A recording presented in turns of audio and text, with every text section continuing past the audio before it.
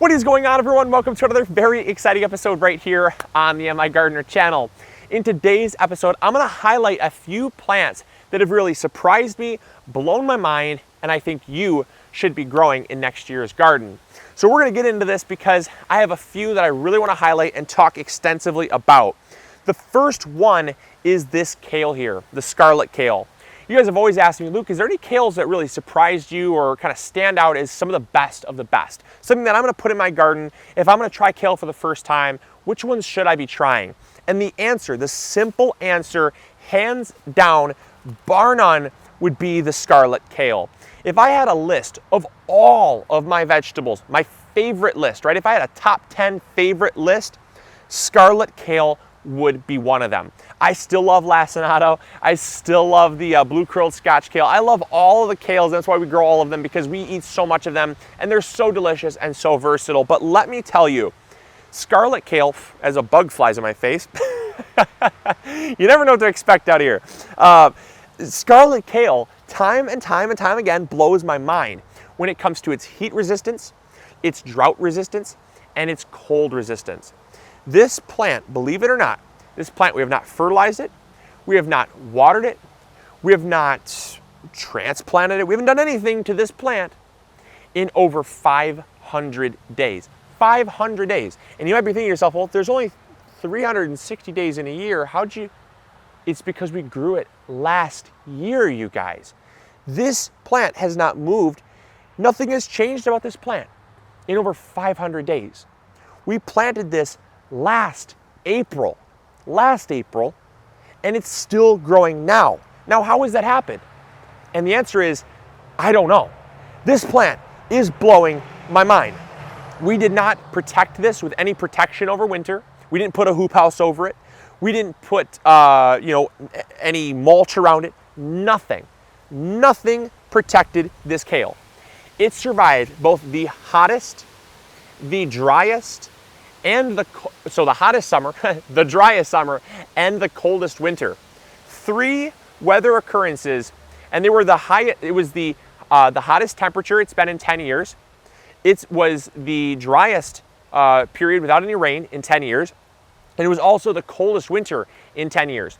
3 back-to-back weather occurrences that happened, and this plant survived all 3. It's still growing, and it is completely pest-free. This plant has leaves that are thicker than leather, but yet you could still throw them in a salad and they taste delicious. You can still juice them, you can still throw them in smoothies, you could still saute them up. They have the same great flavor, and I'll prove it to you by eating one. We've been enjoying this kale, and it is sweet, folks. It is so sweet. This variety does not produce bitter leaves. It does not produce spicy leaves. It is just delicious. It is prolific.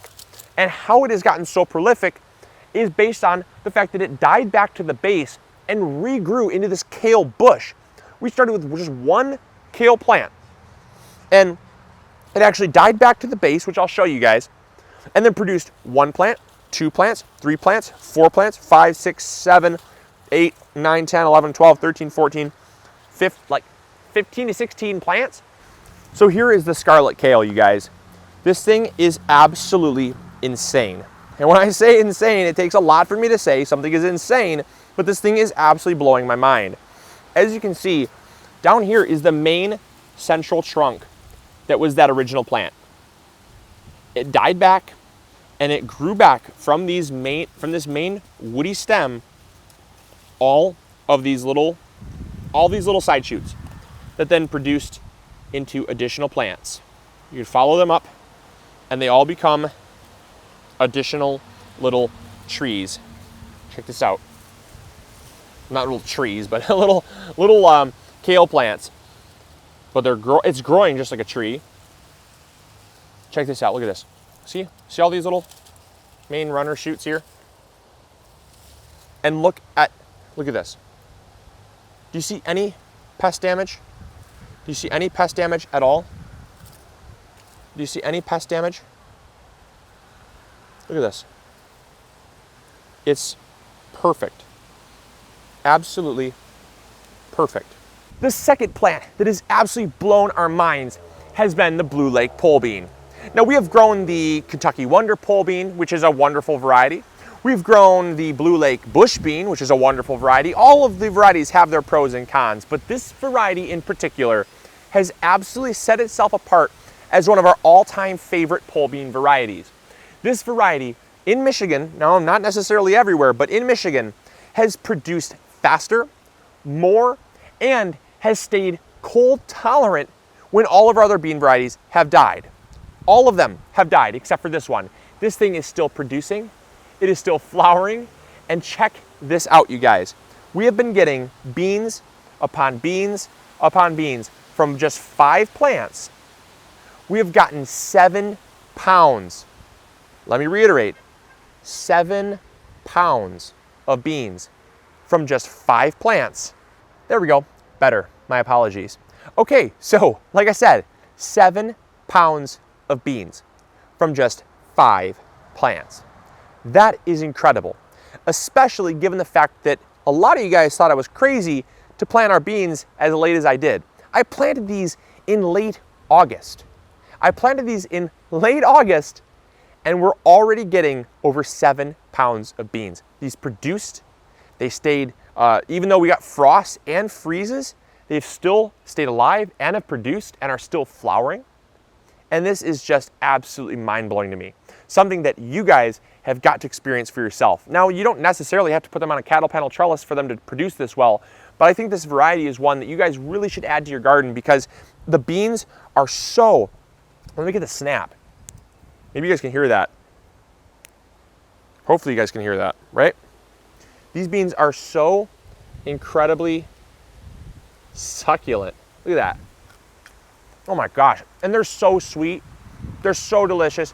These are like the best of the best. I mean, like literally our favorite beans so far. So needless to say, we're gonna add these every single year to our garden. Just absolutely blowing our mind. So definitely one that you guys really should try. And just so you guys don't think I'm exaggerating when I say how productive these varieties are, look at the beans. Just look at how insane the production is on these plants. These are just the ones that I have not even picked. I've already picked all down the sides, 7 pounds of beans. And these ones here are just coming into maturity, just getting ready for me to pick. Absolutely incredible, you guys. Absolutely insane. And the third and final plant that has been absolutely blowing our mind has been the early jalapeno. Now, we've been growing this variety for about the past 4 or 5 years now for good reason. It produces earlier, it produces more, and it also produces later than any other pepper in the entire garden. But the other thing is that it's also very delicious. When compared to other jalapeno varieties, it's quite a bit more tame. Now, if you like hot peppers, I'm not a huge hot pepper fan. I mean, I'm growing a ghost pepper just for kicks and giggles, but I'm not a huge hot pepper fan. But I use them a lot in cooking.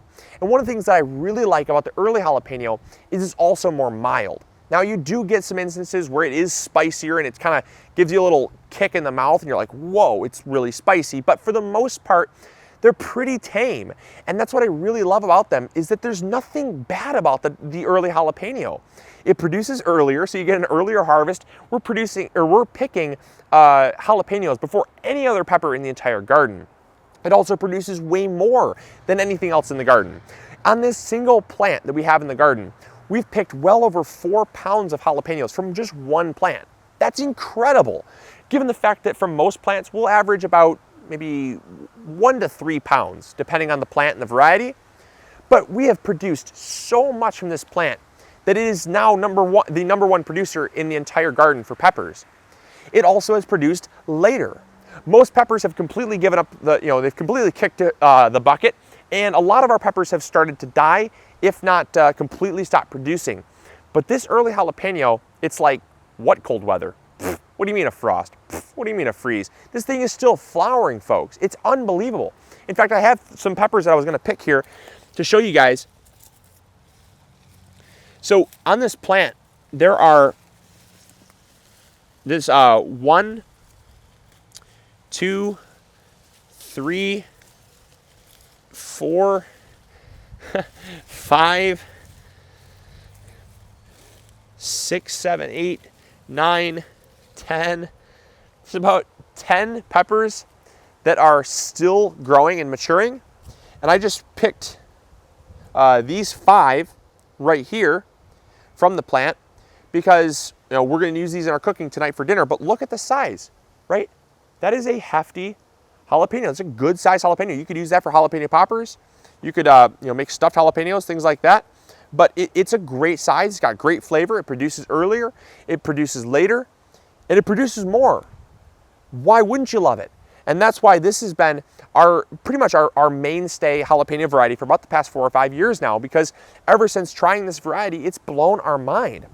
So those are the 3 plants that are absolutely blowing our mind. I hope you guys will add them to your garden or give them a shot, because I think they'll really blow your mind as well. I hope you guys enjoyed. I hope you learned something new. And as always, this is Luke from the MIgardener channel, reminding you to grow big or go home, and we'll catch you all later. See ya. Bye.